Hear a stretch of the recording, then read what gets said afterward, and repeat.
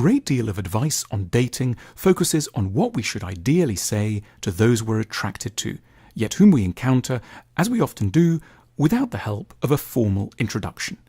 Should we chance a remark on the weather, or ask directions to a bookshop, compliment them on their bag, or ask them how their brunch tastes? What unites the varied recommendations is the notion that it's what we say to another person that will determine our level of success in the trials of dating. But in truth, what we would perhaps be wiser to focus on, and what will matter far more to our eventual results, is what we are able to say to ourselves. The so-called chat-up lines we really need to dwell on are not those we address to another person. They are the ones we direct at our own uncertain and underconfident selves.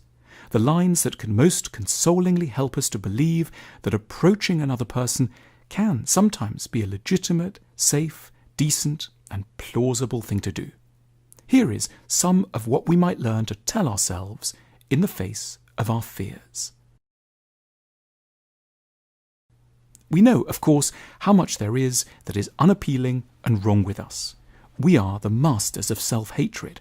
We know all our worst angles, every mistake we've ever made, every idiotic thing we've ever said.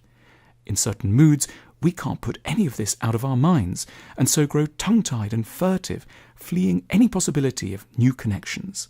It feels as if we are wretched beings, and that no one we admire could ever begin to care about us, let alone want to exchange a few pleasantries with us. But we are, of course, being monstrously harsh on ourselves. We are bringing a cruel and unwarranted perfectionism to bear on our characters. We are deeply flawed, but so, fortunately, is everyone else. Our errors and ugly sides don't cast us out from humanity. They are what join us to it and render us all the more hungry for and deserving of love. We don't claim to be ideal, but nor is anyone else.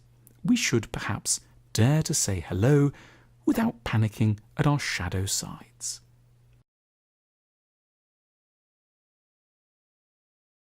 What we are terrified of is not just a no, but everything that a no ends up symbolizing in our anxious minds. A definitively negative verdict on the whole of our characters, a confirmation that we don't in essence deserve to exist. It isn't a brush-off that's at stake. A rejection from another person threatens to confirm all our worst thoughts about ourselves. But the truth is that if a refusal were to come, it would not be a plebiscite on our right to live. It won't be that they loathe us profoundly or are sickened by our very existence. Rather, that they're perhaps already with somebody else, or are in need of some time by themselves after a harsh breakup, or have physical tastes that run quite innocently in a different direction. None of it needs to be taken as a profoundly personal rebuke. We should not let our tendencies to self-hatred blend in with the inevitable accidents and mismatches of any journey through the dating world.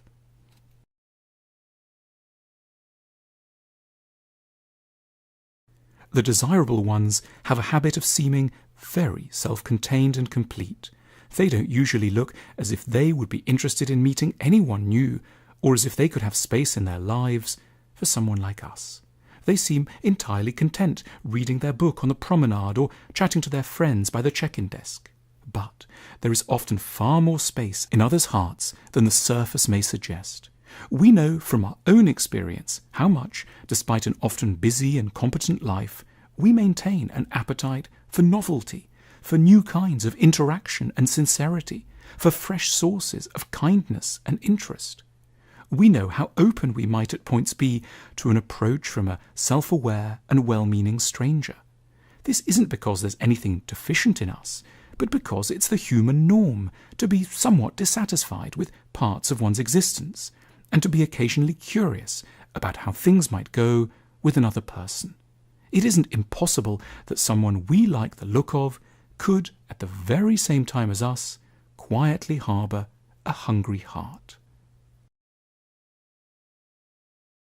It seems terrifying to try, of course, but in the broader scheme of our lives, the risk we are taking by saying hello does not deserve the terror we sometimes anxiously afford it. We can survive a no.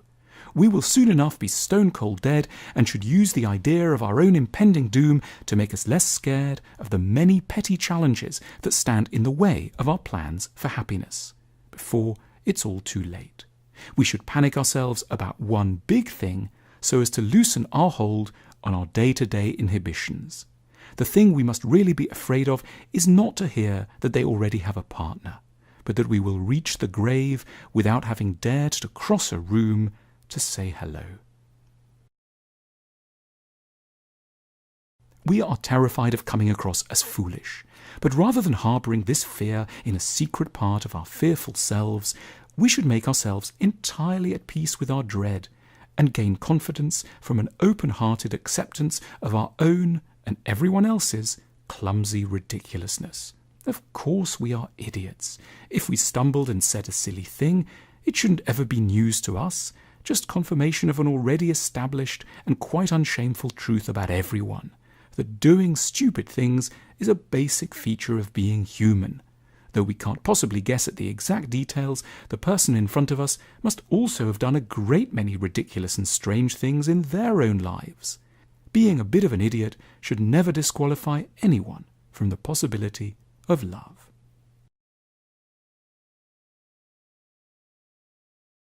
They, of course, look sublime, which may feel like an argument for never daring to speak to them. We readily imagine that they could only love someone as perfectly formed as they are. But the laws of biology and psychology can work hugely in our favour in the background.